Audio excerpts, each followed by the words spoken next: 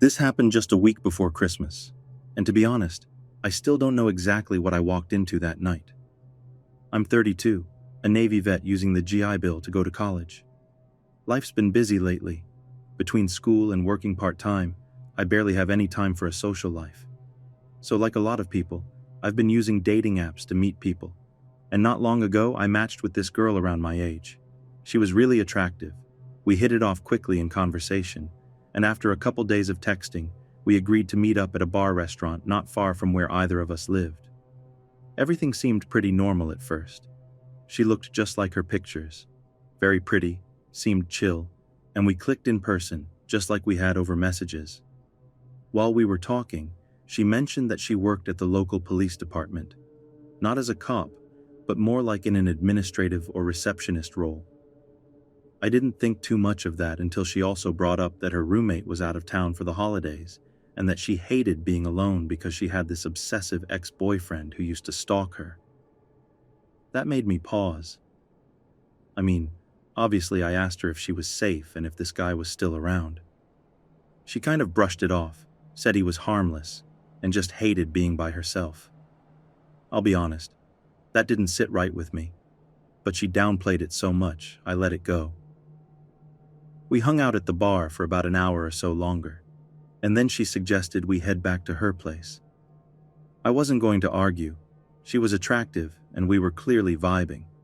But when we got outside, she insisted on driving. I told her I was fine. I'd only had 2 gin and tonics, but she pushed hard, said she sees way too many DUI cases at work and didn't want to risk it. I figured maybe she was just being cautious. When we got to her place, the first red flag slapped me right in the face. She just walked right in. No keys, no unlocking the door. It was already open. That struck me as weird, especially since she said she was scared of being alone and that her roommate wasn't home. But before I could say anything, she headed to the kitchen to feed her cat. While she was doing that, I noticed something else. There was a bowl of cereal sitting on the counter. I walked over and touched it, still cold. The milk hadn't even made the cereal soggy yet, like someone had poured it maybe 5 or 10 minutes earlier. I asked her about it, and she froze for just a second before saying she'd eaten it as a snack before meeting me at the bar. It didn't make sense. She'd gotten to the bar before me, and we'd been there for over an hour.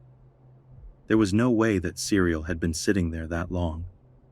Before I could push further, she suddenly walked up to me, kissed me, wrapped her arms around me and said, "Take me to my room."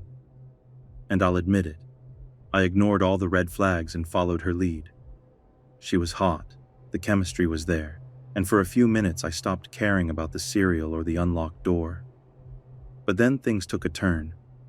We were in her room, starting to mess around, and I got up to close the curtains. She stopped me, told me to leave them open. That felt off. But before I could even question it, just 5 minutes later, she let out a loud gasp. Her eyes were locked on the window behind me.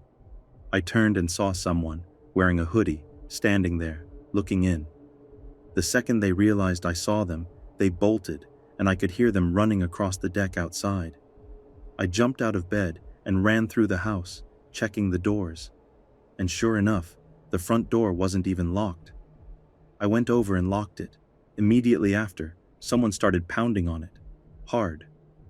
I was ready to open it and go after the guy, but she begged me not to. She just kept saying, "Come back to bed, come back to bed." I shouted, asking if she was out of her mind, and she calmly said, "It's just my ex. He does this sometimes. He'll go away." She said it like it was normal, like this was something that happened all the time. That's when I snapped. I asked her if she knew it was her ex, and she nodded like it was no big deal. Then the banging started on the side of the house, further away, like he was circling. But she didn't seem panicked. In fact, she kept trying to seduce me back into her bed, and that's when my fear turned into anger.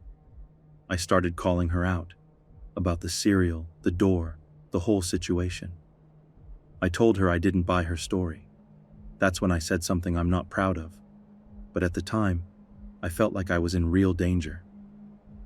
I told her that if this was some kind of robbery setup or creepy roleplay, I'd fight back, and I'd make sure it didn't end well for either of them. I needed her to know I wasn't some soft target. While keeping her distracted with questions, I quietly ordered an Uber on my phone. I didn't tell her, just stood by the door, trying to stay ready.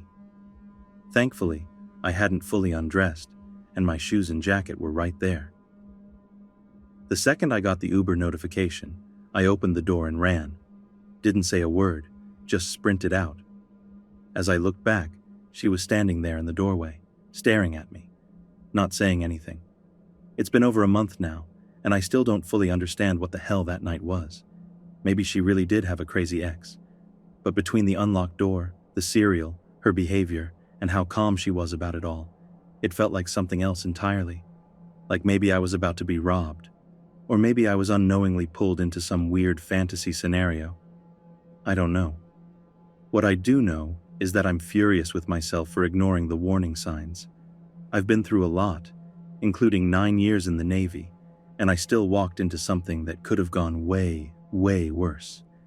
I reported her dating profile and told the bartender at the bar we met at, just in case. Hopefully that keeps someone else from going through what I did.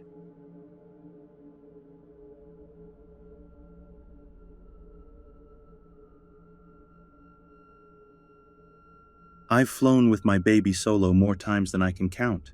He's just over a year old now, and I'd say we've taken nearly a dozen flights together. It's not always easy, but for the most part, people are kind and understanding. He's a happy little guy, and yeah, he's pretty cute too, so strangers often smile or talk to him in passing. I don't usually mind. We were heading home from a trip, just the two of us, like usual. I had an aisle seat and no one next to me, which was great. There was a man sitting directly behind me, traveling alone, probably in his late 50s or 60s. As we were getting settled, my baby started to fuss a little. He was tired and cranky, which is normal before takeoff when he can't move around or nap yet. Right away, this guy behind us started talking to my son, saying stuff like, "Oh, hi, baby. Why sad, baby? Cute, cute baby." I gave a polite smile, responded that he was just tired and thanked him for being understanding. But after takeoff, it went from friendly to uncomfortable fast. As I was trying to get my son to sleep, this guy kept talking, non-stop. He was putting his hands through the crack between the seats, trying to touch my son's feet. I asked him nicely, more than once, to stop. I told him my baby was overtired and needed to sleep, and the talking was making it harder. But he wouldn't stop. Then came the moment that still makes my skin crawl. I set my baby down just for a second. He was standing on the floor between my legs while I tried to quickly make him a bottle. Out of nowhere, the man behind me stood up and leaned over my seat, reaching down to pick up my child. I immediately lunged forward, putting myself between him and my baby, and said firmly, "No thank you, I don't need help, please stop." He didn't back off. He pushed me back down into my seat and mumbled, "Sweet baby, why baby cry?" I raised my voice, loudly, saying, "No," and grabbed my baby before he could touch him again. I was already on edge, trying so hard not to cry or scream, just trying to calm my baby down and process what had just happened. I figured that would be the end of it. It should have been, but it wasn't. While I was rocking my son, that same man reached through the seats again, this time to grab my arm. He started saying, no rocking, you make him cry." I yanked my arm away and snapped, "Do not touch me." But the final straw came just a few minutes later. I tried to rock my son again, gently, just trying to soothe him. And that's when I felt both of his hands wrap around my seat. He reached over both sides of me, grabbing onto my upper arms and trying to physically hold me still, saying again, "No rocking, stop rocking." I don't think I've ever reacted like that before in my life. I was holding my baby tight, screaming, "Let me go, do not touch me, let me go," over and over again. I hit the call button as hard as I could while trying to pull away, and I swear it felt like forever before the flight attendants got there. But they came running. When they showed up, I was sobbing and shaking, barely able to speak. Everyone nearby was staring, but I just kept begging, "Please, I can't sit here anymore. Please move me." They moved me to the back, near the flight attendant seats, and the man actually tried to follow. I told them immediately, "I don't know him. He cannot sit near me." I held my baby close, cried quietly for a few minutes, and finally, my son fell asleep in my arms. I told the flight attendants everything, and they were incredibly kind and understanding. But the man didn't stop trying. Multiple times during the flight, he got up and tried to come back to where I was sitting. The flight attendants had to block him each time. Toward the end of the flight, one of them told me the pilot had already been informed and that the FBI and local police would be waiting at the gate. Apparently, the pilot had called it in himself. We landed, and sure enough, the second we stopped, law enforcement boarded the plane. The man cheered as he was escorted off, like he had no idea what he'd done wrong. I was also escorted off, along with several other passengers who had witnessed what happened. I had to talk to the FBI, give my statement, and I nearly missed my connecting flight. As if that wasn't bad enough, my return trip had to go through the same airport. Just walking through the terminal again gave me anxiety. I knew he was banned from that airline and from the airport entirely, but still, I was on edge the whole time. I haven't flown since.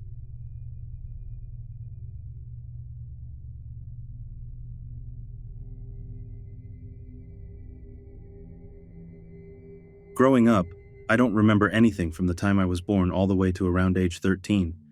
It's like a blank space, just silence. The only things I do know about those years come from random flashes of memory. Some things my family has told me, and a handful of police reports I was only allowed to read much later. But there is one thing, or rather one person, I remember clearly. A woman I only ever knew as Auntie. No last name, no credentials, just Auntie. I started seeing her when I was about 7. We'd sit in her living room, and she'd quietly type everything I said into her laptop while I talked. She was calm, kind, even warm, and I think at that age, I convinced myself that she was someone I could trust. So I did. I opened up to her month after month, year after year, not realizing that those conversations would one day become something I'd come to hate. When I was 14, I finally admitted something huge. I told her that I'd tried to take my own life multiple times. I told her it was because of a bunch of things. My mom's increasing toxicity, the fact that I was so isolated from everyone, and mostly because I still hadn't made peace with the things that happened in my early childhood, whatever pieces I could remember. But even after telling her that, nothing changed. No help, no progress, no referrals. I remember asking my mom once on the way to Auntie's house if I could maybe see someone else, someone who could actually help me. She just hissed at me to be quiet. And that was it. As time passed, I started to notice weird things in those sessions. I'd talk about how much my mom was hurting me emotionally, sometimes physically too, and Auntie would always play it down. She'd tell me I was blowing things out of proportion or make excuses on my mom's behalf. I convinced myself that maybe she was just being empathetic, trying to help me understand my mom better. That maybe this was some weird psychological method to help me cope. But then things started to get off. When I turned 16, I'll admit, I was reckless. I went to parties, drank whatever was there, and definitely didn't tell anyone where I was. But suddenly Auntie started asking really specific questions about things I'd never told her. Stuff I thought was private. It wasn't just guesses. It was like she knew. I chalked it up to her being observant, since she'd known me for almost a decade by then. But then she started bringing up details about parties before I even mentioned them in our sessions. That's when it hit me. She was getting this information from somewhere else. The worst part was when she started inviting my mom into the room at the end of our sessions and telling her everything I said, word for word. No warning, no consent. It was horrifying, just sitting there while she replayed all the things I confessed, especially the stuff about my mom's abuse, right in front of her. It destroyed whatever little safety I had left. Not long after that, my world basically collapsed. My grades dropped, my mom cut me off from everyone, and eventually, on my 17th birthday, I snapped. I tried to end it. Again. I ran into my mom's room, frantically searching for anything I could use. I remember yanking open drawers, ripping through cabinets, and then finally spotting a suitcase in the back of her walk-in closet. For some reason, I opened it. I wish I hadn't. Inside was a mountain of papers, pages and pages of transcripts from my sessions with Auntie, going back years. And I realized right then, she had been reporting everything to my mother from the beginning. That discovery broke me. But it also lit something in me. I knew then that I had to figure out who this woman really was. Over the next year, I started paying close attention in our sessions, snooping around her house when I got the chance, trying to pick up on anything that could help me figure out her real identity. I asked my mom dozens of times who Auntie was, and every single time she gave the same empty answer. She's a psychologist. But I knew that was a lie. One night, I did something that could have completely ruined me. I waited until my mom was in the shower, then I stole her phone and bolted. I had no plan, just adrenaline. I rode a bus for a while, flipping through her texts, scrolling through contacts, and eventually found someone who had to be Auntie. Their messages lined up with my appointments, but I didn't find anything incriminating. They barely texted. It was all phone calls. After hours of searching, I finally decided to check my mom's Instagram. I scrolled through her followers, and that's when I found her. Auntie. Her real account. Different name. Totally unprofessional profile. No credentials listed. Just a bunch of old posts, including one with her and my mom together, long before I was born.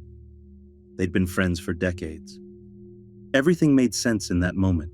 The transcripts, the spying, the constant gaslighting. She was never a psychologist. She was just my mom's friend, pretending to be one. I went home that night and of course got beaten for what I did. But I didn't care. I had the truth now. When I asked my mom straight up who Auntie really was, she didn't even answer. Fast forward a few years. I got out. I moved in with an old friend who saved my life by letting me crash with him when we both went to university. And it wasn't until one random night while clearing out my Instagram that I realized something chilling. Auntie had been following me the whole time, quietly watching, keeping tabs. Her bio didn't say anything about psychology. It said, chemistry teacher with over 20 years. I broke down that night. It was the first time in a long time I'd let myself cry. But it wasn't just sadness. It was grief. For all the years I'd lost. For all the time I spent trying to survive instead of just being a kid. But there's a silver lining to this. 2 days ago, I finally had my first real session with an actual licensed psychologist. And when he asked why I was there, I hesitated. Then I told him the truth. He just smiled gently and said, "Sounds like we've got a lot of work to do." Yeah, we do. And if you're someone out there who's been through something similar, where therapy wasn't therapy, or your home never felt safe, just know this. It does get better. It might take time, and healing might not look the way you thought it would. But when you finally get there, when you finally find the right people, it's worth it.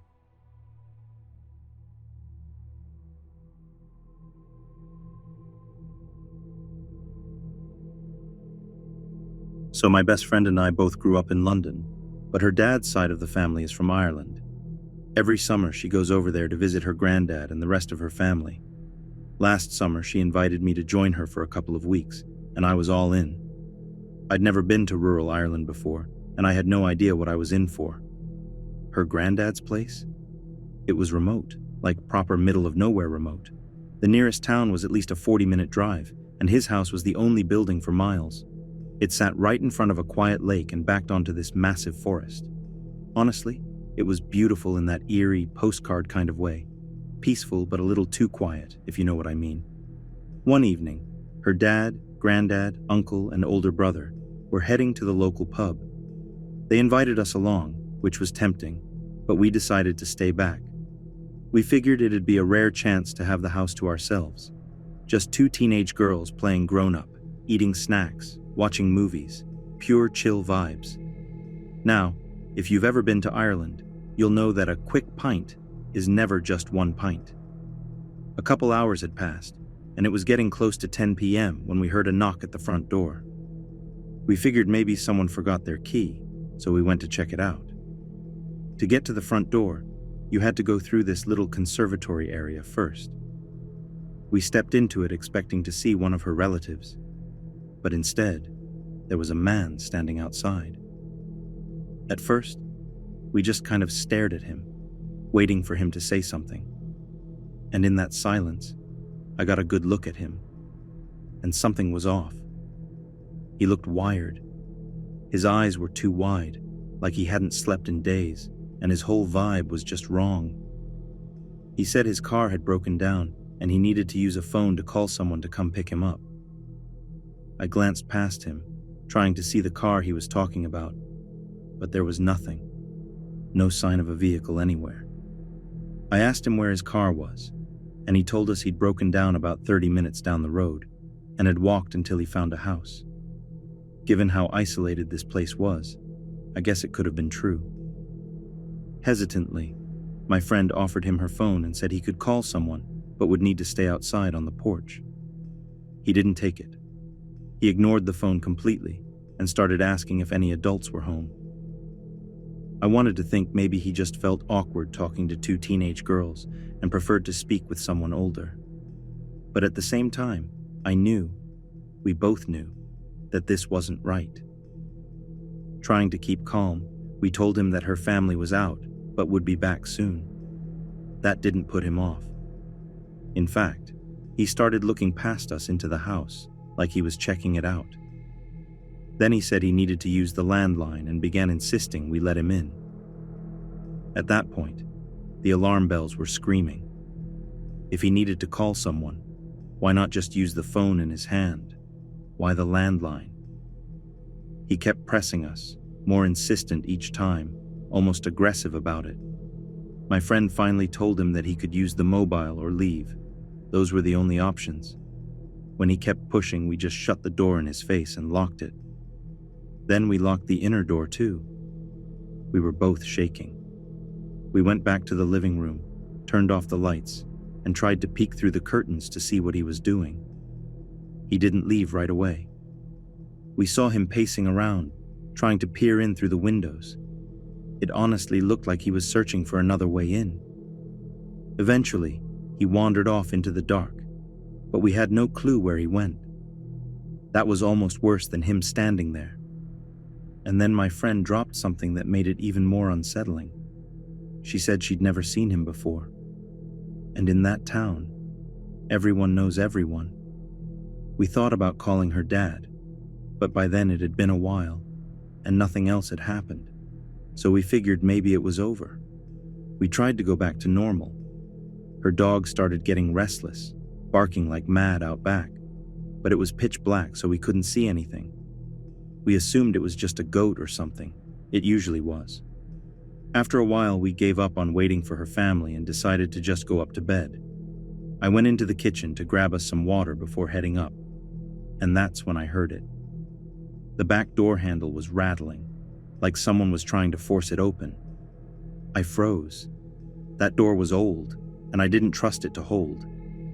Then came the banging, loud, violent. I screamed, and my friend sprinted downstairs. She yelled that she was calling the police, which wasn't true because our phones were upstairs. But it worked. The banging stopped.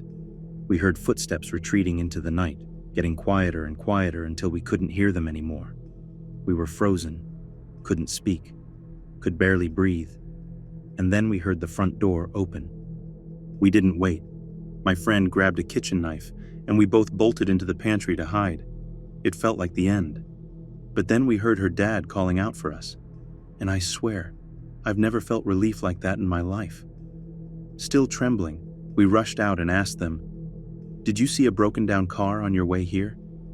They all looked at us confused and said no, nothing. No car. No sign of anyone walking the road either.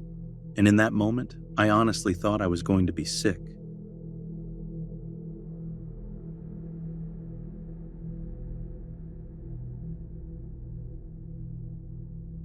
I used to work at this huge summer camp out in New Hampshire when I was about 20. It was one of those sleepaway camps where you basically live on site for 10 weeks, right on this massive lake, running activities for kids all day. It was actually my third summer there, and by that point, I'd worked my way up to a position that didn't require me to bunk in a cabin with campers anymore, which was a major perk. It meant that once the kids were accounted for at night, I had a little more freedom. I could work out, hang out with other staff, or just relax without being tied to one group. This camp was big, like a full square mile of property tucked away in the woods. No connected roads or anything, just a couple of dirt trails that led off into the forest. During the day, it was buzzing with kids between 6 and 15, but by 9:30 at night, everything would shut down. The campers would be in their bunks, and there'd only be a couple of senior counselors on OD, on duty, riding around in a golf cart to make sure no one snuck out. It was usually pretty chill. One night, after the campers were all settled, I was at the gym with one of the other counselors, Jack. The gym itself was this old building that doubled as a stage for camp events. The weight room was more like a closet tucked in the back corner. At night, with all the lights on inside, the windows basically turned into mirrors, so you couldn't see anything outside.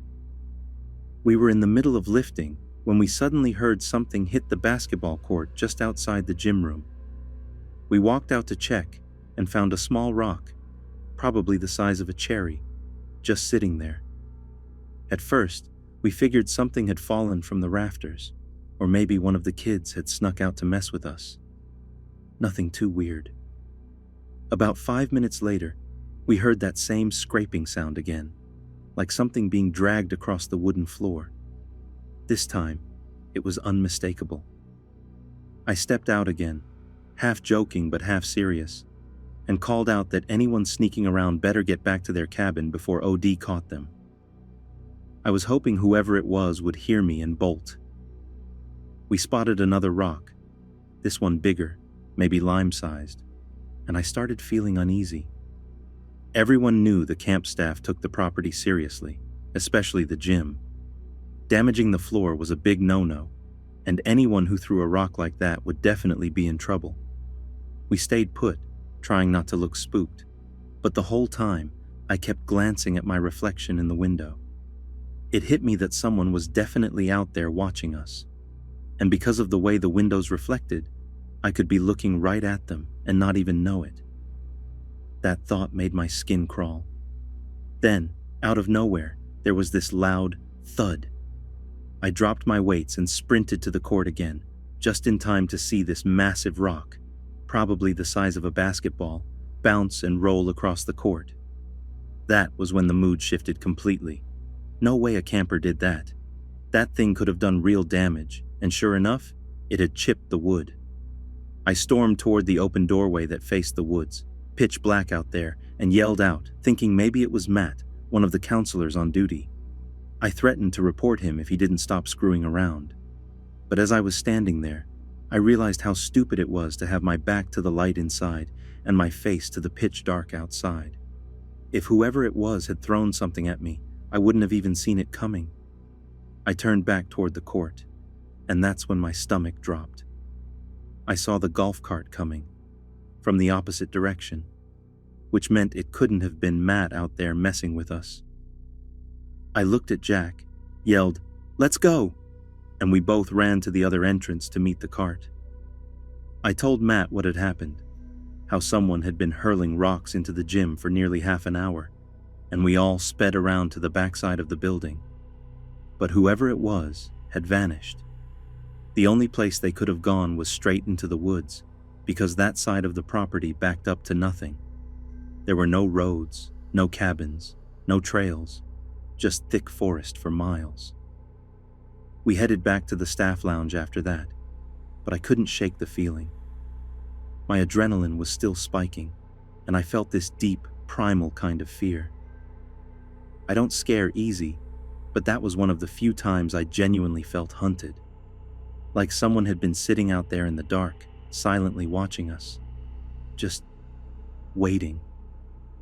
What messed me up the most was knowing that they'd made their way onto the property, through the woods, in total darkness, with no light, no sound, no reason. And then they slipped away just as quietly. Whoever it was, they weren't trying to prank us. They were trying to scare us. And it worked.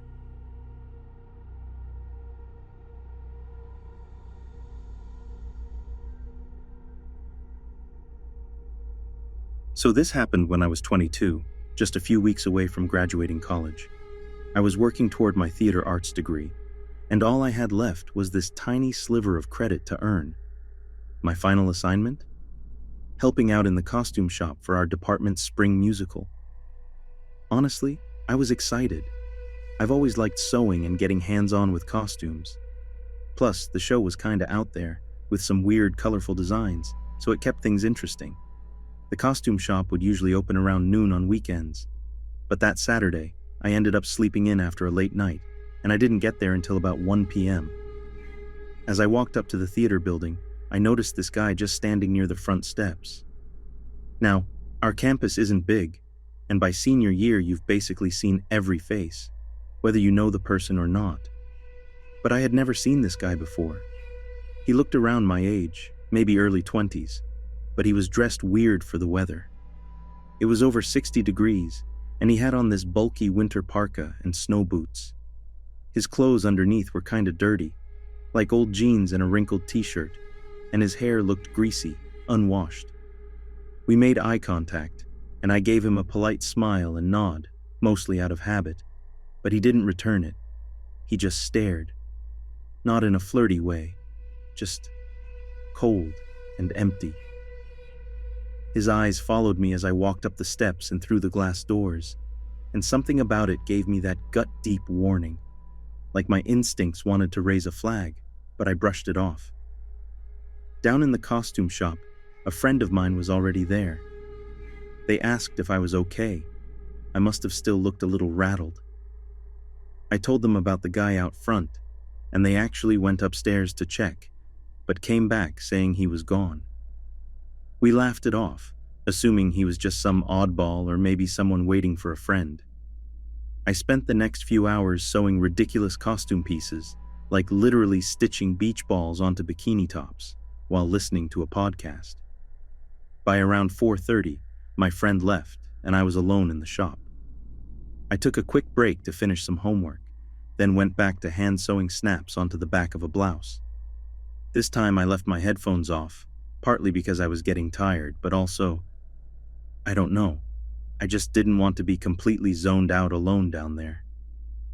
Now, the costume shop is in the basement, and it's not the easiest place to find if you're not familiar with the theater building. One side connects to the backstage area and dressing rooms. The other side leads into a weird hallway near the auditorium with a side exit and a door to the main costume storage. There's also this one exterior door that opens into what we all called the weird little courtyard. That space isn't really a courtyard. It's more like a fenced-in area filled with machinery for the building's HVAC and electrical systems. The fence is chain link and about 15 feet tall. We were warned never to go out there because if the door closes behind you, you're locked out. It only opens from the inside. I was sitting near that door, facing it from across the room. There were mannequins scattered between me and the door, but I still had a clear line of sight through the window on it. It was around 6 when I heard a noise that snapped me out of my focus. It startled me, and I accidentally dropped my sewing needle.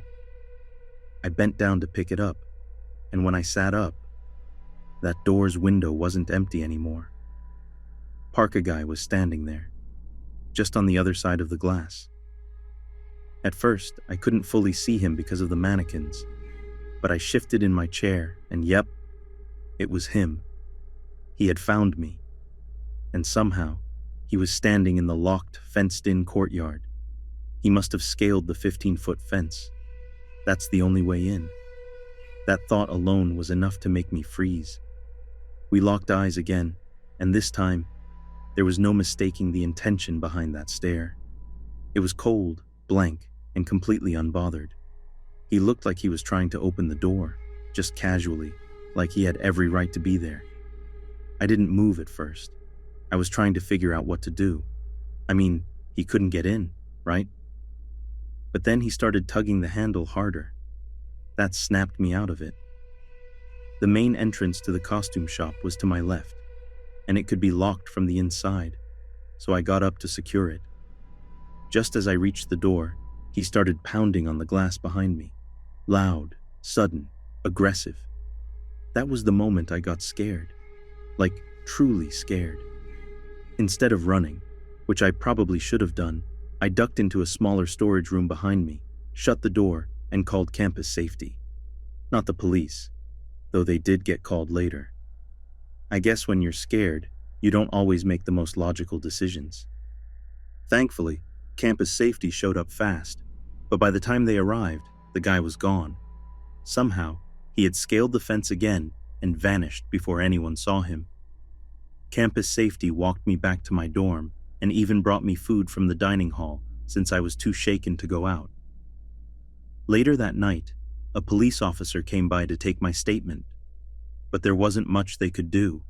No ID, no name, no cameras in that part of the building. Just a random man who managed to get onto campus, stare me down, try to break into a locked building, and then disappear without a trace. I never saw him again, but I still have no idea who he was or what he wanted.